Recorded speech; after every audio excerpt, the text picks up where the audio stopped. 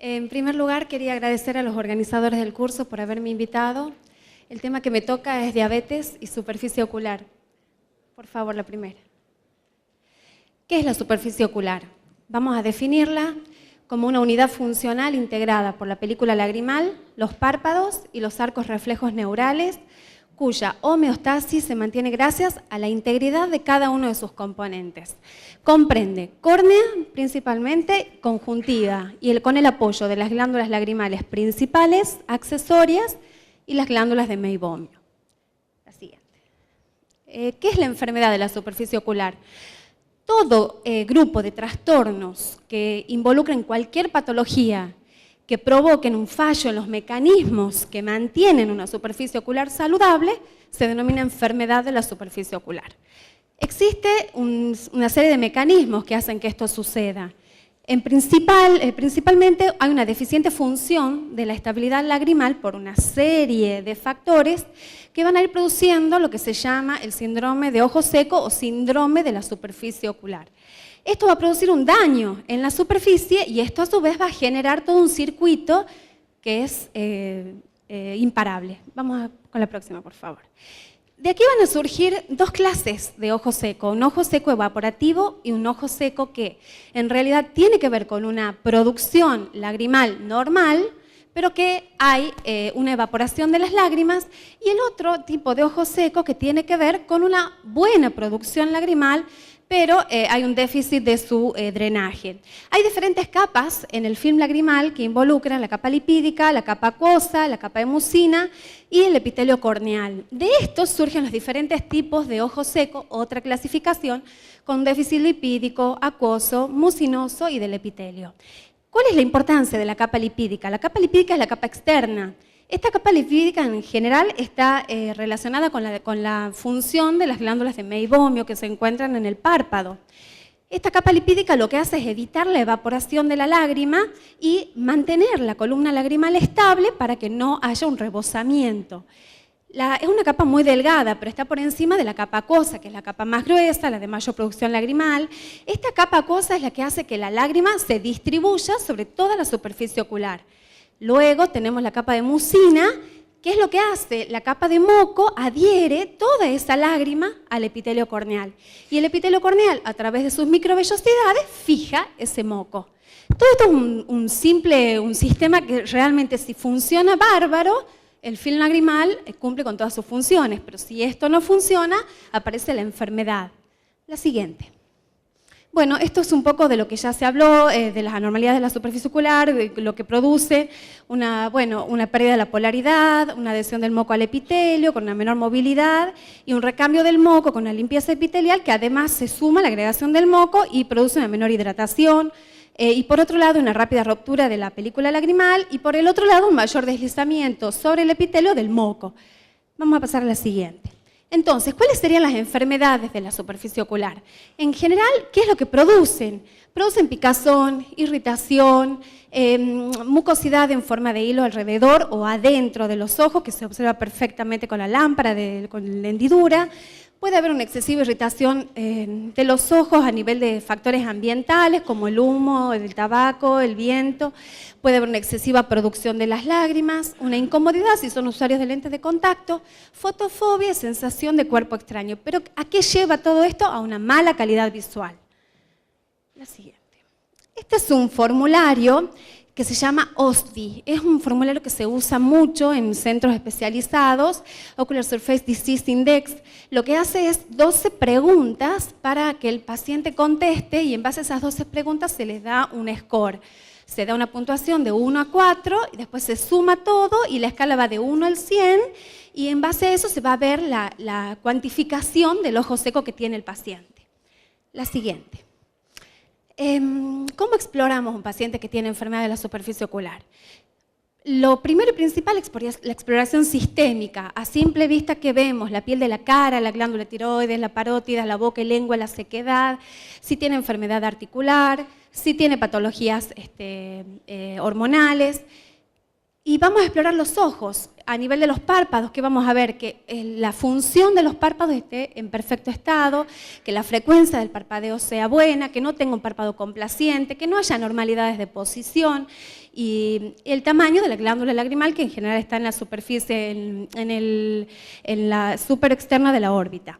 En cuanto a la biomicroscopía, ahí sí vamos a estudiar un poco más exhaustivamente al paciente, mirando el menisco lagrimal inferior, que en general está disminuido, si hay flotadores, si hay bandas mucosas, si hay filamentos a nivel de la secreción lagrimal, y las manchas de Vitot, que también se ven perfectamente con la tinción de rosa de Bengala, que es la de sequedad de la conjuntiva vulvar. Las alteraciones corneales que podemos ver también, las erosiones, los defectos epiteliales, que pueden llegar a casos graves a la perforación. Y en los bordes palpebrales, lo más importante, que tiene una función muy importante, el tema de la glándula de Meibomio. Hay que ver si no hay blefaritis anteriores y posteriores. Las posteriores son la disfunción de la glándula de Meibomio, porque ¿qué es lo que produce esto? Lo que habíamos dicho, la evaporación de la lágrima, un caso de ojo seco realmente bastante frecuente. Bueno, entonces, ¿cómo vamos a estudiarlo? Con la estabilidad vamos a medir la estabilidad de la película lagrimal con el break-up time. Vamos a evaluar la secreción lagrimal con la prueba de Schirmer, que todos conocen y no vienen al caso por amor al tiempo. Y hay otras pruebas también inespecíficas, pero que bueno, las vemos frecuentemente en la consulta. La próxima. ¿Cómo evaluamos la película lagrimal? Con las tinciones vitales de fluoresceína, rosa de Bengala y verde de lisamina. Actualmente en el mercado el verde de lisamina en la Argentina prácticamente no se consigue, pero tiene muy buenas ventajas en relación a que no le da tantas molestias al paciente. Todos sabemos que el rosa de Bengala arde mucho y el verde de lisamina no arde tanto. Y la fluoresceína, que va a teñir las células epiteliales dañadas y sobre todo es un buen marcador de volumen lagrimal. Si tenemos una hipofluorescencia sabemos que el volumen lagrimal es bajo. Vamos a la siguiente. Y las otras pruebas que también tenemos citología de impresión conjuntival, simplemente las voy a nombrar. Las pruebas para demostrar las características físicas que tiene la película lagrimal, la osmolaridad lagrimal. Hay diversos estudios que avalan la teoría de que la osmolaridad lagrimal aumentada en 312, 318 miliosmol está totalmente relacionada con el síndrome de ojo seco. Y la cristalización del moco, que en los pacientes normales se hace en el lecho y en los pacientes con ojo seco no, está reducida. Después tenemos las pruebas para determinar la composición química de la lágrima, donde vamos a encontrar la lisocima, que tiene una fuerte acción bactericida. Entonces es parte de la defensa de la lágrima, que en los pacientes con ojo seco está disminuida. Y las pruebas para determinar la deficiencia lipídica de la película lagrimal, volvemos otra vez a las glándulas de Meibomio. Hay tres en general: la meibografía, la meibometría, la meiboscopía. Hay otras, pero estas son las más usadas. La meibografía y la meiboscopía lo que hacen es ver la glándula lagrimal, cuantificar la morfología, cuantificar la cantidad de glándulas que tiene y ver la calidad de la secreción al exprimir la glándula de Meibomio. Esa fotito que ven ahí es la meiboscopía normal. La primera están las columnas de las glándulas de Meibomio, que en general son entre 15 y 25, y la otra es algo patológico, donde hay una alteración en la morfología cinar. Vamos a la siguiente. Este es otro formulario que se está usando en centros de investigación avanzada del ojo seco, en donde se hace todo un score, se ve lo del OSDI, se anota en ambos ojos, se mide la osmolaridad, el break-up time en ambos ojos, la tinción con fluoresceína, y más abajo una serie de patologías a nivel del párpado y se le va dando una puntuación. Por ejemplo, si hay un engrosamiento del borde de los párpados, y bueno, hay un montón de otras cosas, los orificios de las glándulas, la meibografía incluso se anota todos los datos ahí y se le da un score. Vamos a la próxima. Y bueno, entonces, ¿qué pasa en la diabetes? El ojo seco es un hallazgo frecuente y es además una característica importante de enfermedad de superficie ocular en el diabético. La hiperglucemia y el daño microvascular son los que van a alterar los nervios corneales. Esto tiene una implicancia muy importante en el tema de la diabetes, que va a producir lesiones neurotróficas. Y estas lesiones neurotróficas son los que van a bloquear el mecanismo de feedback de la secreción lagrimal. La siguiente. Esto ya lo vimos, la hiperglucemia hace una serie de alteraciones a nivel neurohumorales, provoca oclusión capilar y esto lleva a una degeneración de los nervios periféricos, a edema, isquemia hipoxia y neovascularización. Este es un estudio en donde se ha estudiado una serie de parámetros, entre esos la edad, el sexo, los años de evolución de la diabetes, el control metabólico que tenían esos pacientes y la presencia o no de neuropatía diabética. Y se encontró que el mal control metabólico y la presencia de neuropatía diabética estaba muy relacionada con la patología de ojo seco en el diabético. No tenían en cuenta los años de evolución de la diabetes ni la edad. Esto es algo a recalcar. Si hay un mal control metabólico, el paciente con una enfermedad de la superficie ocular, esa superficie ocular no va a mejorar. Vamos a la siguiente. Bueno, entonces los pacientes diabéticos se quejan frecuentemente de síntomas típicos de ojo seco. La irritación, la sensación de cuerpo extraño, la reducción de la agudeza visual, inestabilidad del film lagrimal, secreción lagrimal reducida. Pero en casos más severos, la combinación con queratopatía neurotrófica va a explicar la ausencia de síntomas o la aparente tolerancia a la sequedad y a la epiteliopatía. Esto es algo muy importante. Y estos pacientes en general tienen un alto riesgo de queratitis microbiana. Vamos a la siguiente. Entonces, este es otro estudio en donde se vieron los cambios que sufría la superficie ocular en la diabetes. Y se encontró que había anormalidades funcionales, estructurales y metabólicas de la conjuntiva y de la córnea de un paciente diabético. Una inestabilidad del film lagrimal, una alta osmolaridad lagrimal, un Schirmer test, una prueba de Schirmer disminuida, menos de 5 milímetros, signos pronunciados de metaplasia escamosa. Esta imagen que ven abajo es la de la metaplasia.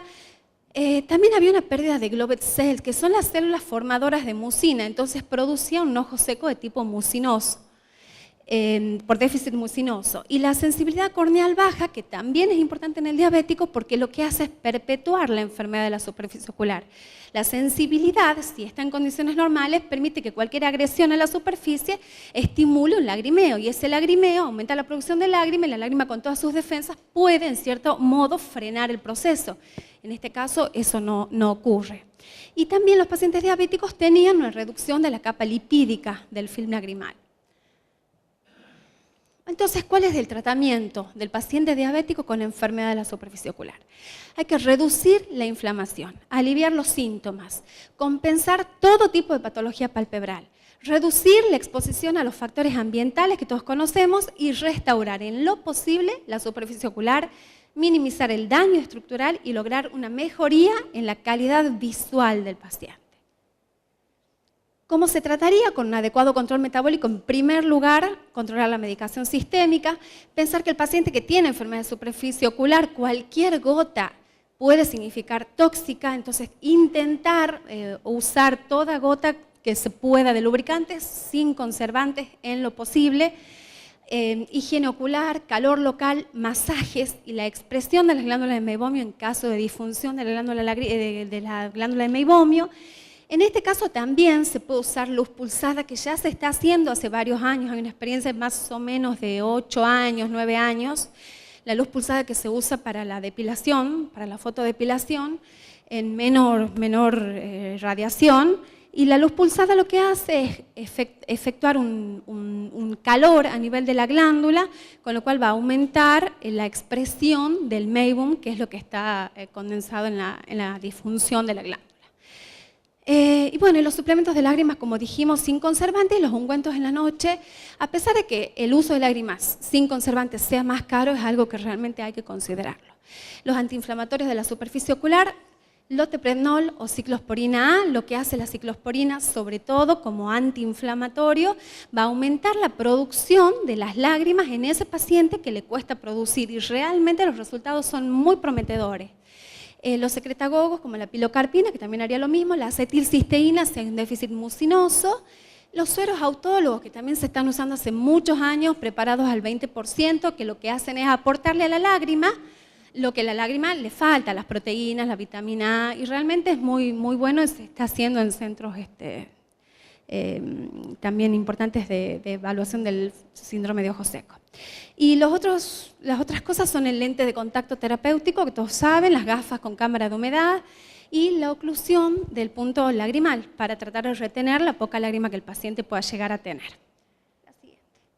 Conclusiones. La enfermedad de la superficie ocular es frecuente en la diabetes. En grados avanzados puede haber una tolerancia aparente a los síntomas. Hay un alto riesgo de queratitis microbiana. Todo paciente con control metabólico malo, pobre, con neuropatía y retinopatía diabética avanzada debe ser examinado en cuanto a su film lagrimal y cambios de su superficie ocular. Y los pilares del tratamiento: control de la glucemia, compensación de la superficie y mejorar la calidad visual del paciente.